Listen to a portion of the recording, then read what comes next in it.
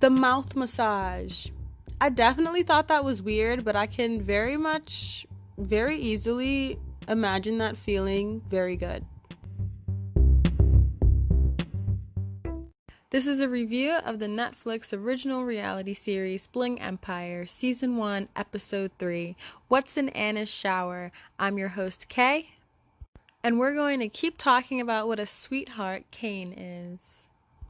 The episode opens with Kevin, Kane, and Cherie's partner, Jesse, shopping at a very expensive grocery store for ingredients for Cherie's soup.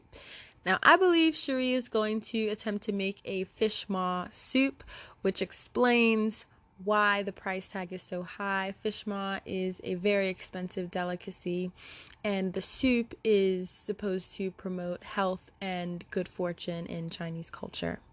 In this scene, Kevin was very relatable to me. I never, ever knew that a grocery store existed with $1,000 items, a single item that costs over $100 or even $200. So that was a cultural shock for me as well. I thought Kane was an absolute delight during this opening scene. I just love his happy-go-lucky attitude and just his banter. He just brings so much joy to every single scene he's in. It's cool that the guys talk honestly about their romantic relationships. And I really enjoyed Kane's vulnerability about his friendship with Cherie. She's one of his closest friends, so he made sure to confront Jesse about proposing to her. It's not apparent to anybody what's holding Jesse up. I mean, like Kane said, there are so many good days to propose, and Cherie is carrying Jesse's second child, and they're planning on being together long term. So why not just get married? Maybe the pressure is putting him off, but that doesn't make sense to me. There's no pressure. Once you've made the commitment to raising children with someone, you're already in it for life. So just go ahead and get married. Next, we see Kim and Anna spending some time together at Anna's house. And I think it's really cool that Anna is trying to open up more and make some new friends. She has expressed that she's had trust issues in the past because her assistant stole from her, and maybe she's also had some bad friends in the past as well. So at first she was thinking Kim was a potential friend, but later in the episode we find out that Kim is not at all respectful or maybe even trustworthy. I thought it was kind of surprising how superstitious Kim is. Personally, I'm not someone who believes in spirits and strongly believes in ghosts. I mean, sometimes if something creepy happens, I think, oh my gosh, there's something in here. But I've never really gone as far as to try to dispel a spirit. It was also very interesting that Jesse and Cherie had a conversation along the same vein of superstition. They were talking about that they want their newborn baby, Javon, to be born on August 8th, 8-8, because that is a number of fortune. And they also talked about their current daughter, I believe her name is Jador. Her birthday was born on 6/12, which is a fortunate number as well. So maybe that's an aspect of Chinese culture. To associate numbers with fortune, luck, and health. Like anyone, it depends on what you believe in. In this episode, we also see some damage control for Kelly and Andrew's relationship. It seems like they're on the upswing of working positively to get along. They go on a staycation and have a nice long road trip along the Los Angeles coastline. A part of me is wondering how long Andrew can keep up his good behavior. I know he's trying hard to manage his anger and communicate with Kelly, but I think some things are triggering him and he's getting close to the brink of exploding again. It's sort of hard to judge their relationship because we can only see the things they air on TV. In the last episode, I didn't mention this, but there was a scene where Kevin, Kane, and Andrew had lunch together, and Kane mentioned the intimacy issues Kelly talked about within her relationship to Andrew. She said that she would like Andrew to participate in more participate in more anal sex. Andrew at the time was very offended that Kelly had shared this information with Kane and within their friend circle. And I guess that's understandable. Some things you want to keep private within your relationship, but we also have to remain aware that they're on a reality TV show. So those conversations are definitely not going to be private.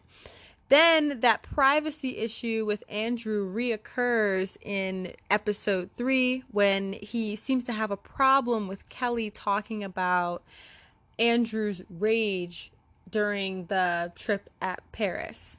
So I'm just hoping that this privacy issue doesn't become a persistent trigger with him to cause him to explode at Kelly again. I thought he did a good job trying to keep his calm and remain chill when Kelly was talking to her friends about Andrew and what happened in Paris. But I also feel like Andrew also has to learn not to let those things bother him as much, because it's completely natural to talk about your relationship issues with your friends, especially when you have mutual friends. So he needs to get comfortable with people discussing his bad behavior as long as he's behaving badly. If he doesn't want people to talk about it on TV or in his private life, then he really needs to work a lot harder and faster to fix himself and fix his emotional control. It was so funny that one of the first things Cherie said after Javon was born was that she can't wait to take pictures of him. It is fun dressing up babies, and she did share that Jador, her first child, never had a newborn photo shoot, so she's definitely making sure to do it with Javon. And oh my gosh, he's such a cute baby. He looks like a little pea. All of the babies, all of the kids featured in the show are so cute. And the way Cherie gave birth, oh my gosh, so elegant. You wouldn't even think she was suffering through any sort of pain. She's just so effortlessly, like, beautiful in everything she does. Her skin is glowy and flawless. If seeing his firstborn son doesn't push Jesse to propose, I don't think anything will. And I actually kind of agree with Cherie. It's not really fair to her that she's with someone who knows very well and deeply understands her culture and her want to get married and still sort of refuses to marry her. I actually think it's sad that she feels a bit taken advantage of in her relationship in that regard. Hopefully that corrects itself later on in the series. I would hate to think that Cherie deserves better. Jesse needs to step up. Kane throws a party to celebrate the Singaporean New Year. He invites all of his friends, of course, and the party is beautiful and glamorous. And Kevin sees this as an awesome opportunity to show everybody his new and improved high fashion. He wears his Dior shirt. And Jamie and Christine all but disregard it. They're looking at that thing like, oh, that's Dior? I think they thought it was ugly. It's also during this party that Kane receives the message about Cherie having her baby. Christine calls Cherie and everybody gathers around the phone and gives her a happy baby message.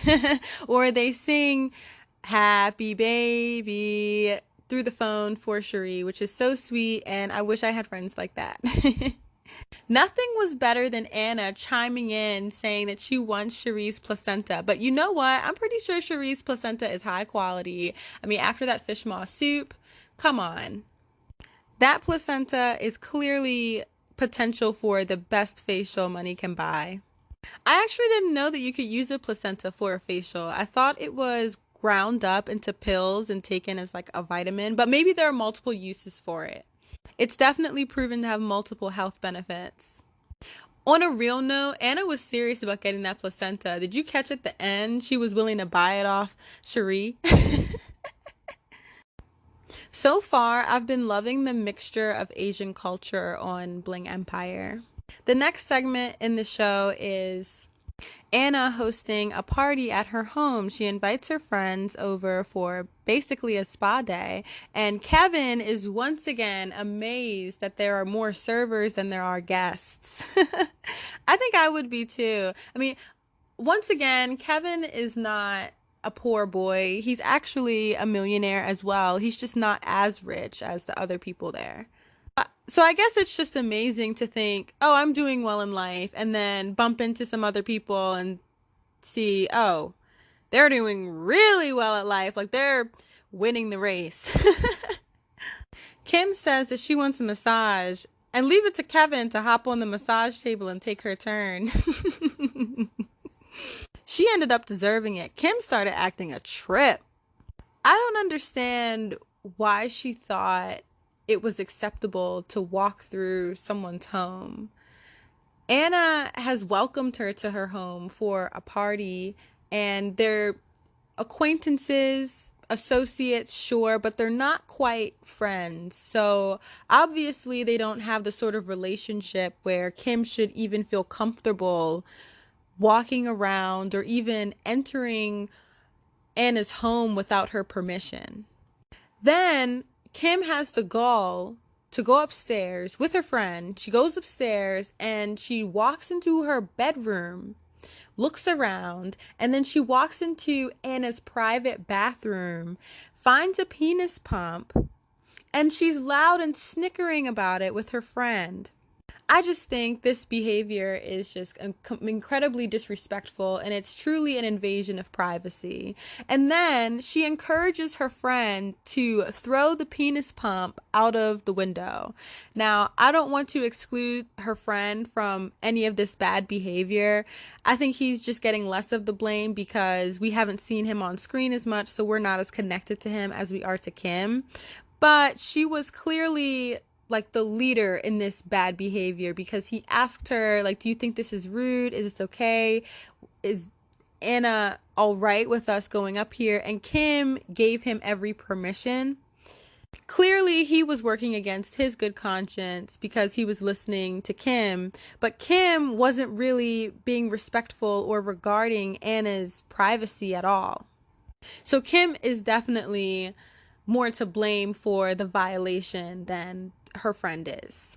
And then when she was confronted about it at the party, she didn't even take any responsibility. Instead of saying, oh, Anna, I'm sorry for walking through your home and violating your privacy, she tries to blame her friend and use him as a scapegoat, saying, oh, he went into your bedroom. He went into the bathroom. He found the penis pump. He threw it out the window when she was there the whole time, encouraged him, and even at times instructed him to do so. I just thought that was incredibly immature and unnecessary, and Kim should have definitely apologized to Anna. And I think that Kevin was right to stick up for Anna. I like that Kane was trying to be the peacekeeper in the situation. Somebody had to be. Obviously, Kim was wrong and wasn't taking responsibility. But also someone had to keep the situation from escalating. And I thought it was so cute that Kane said, okay, we're Asian, we don't fight, let's just hug it out. Because at that point, the situation kind of called for it. Like, everybody said their piece, the situation was obvious, and Anna told Kim to leave.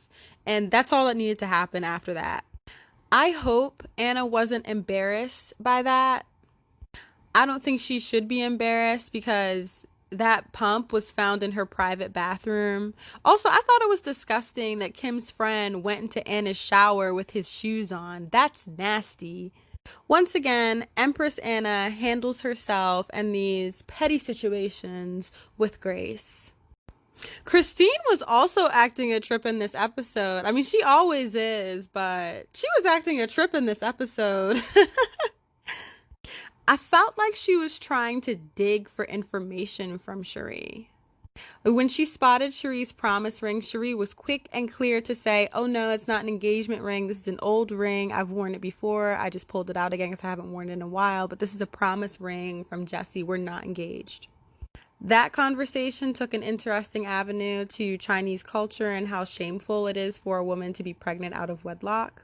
So much so that, as Christine said, if that were her parents would regard her as a slut. I think, well, by American culture standards, that's very extreme. So then, at the festival, why was Christine backing up Kim? Like, Kim was actually talking badly behind Anna's back and continuing to disrespect Anna. And then Christine chimes in and she says, Anna is a grown woman with a penis pump.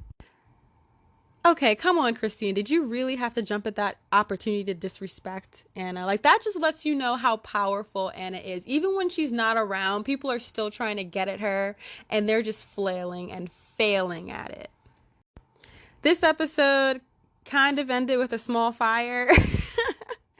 And Kevin was the source of it. So first, it started out pretty good when he was cozying up to Kelly's mom. He was trying to use a tactic. Oh, get mom to like me, the daughter will like me. I'm still shipping Kevin and Kelly. I think Kevin is at least more mentally stable than Andrew is.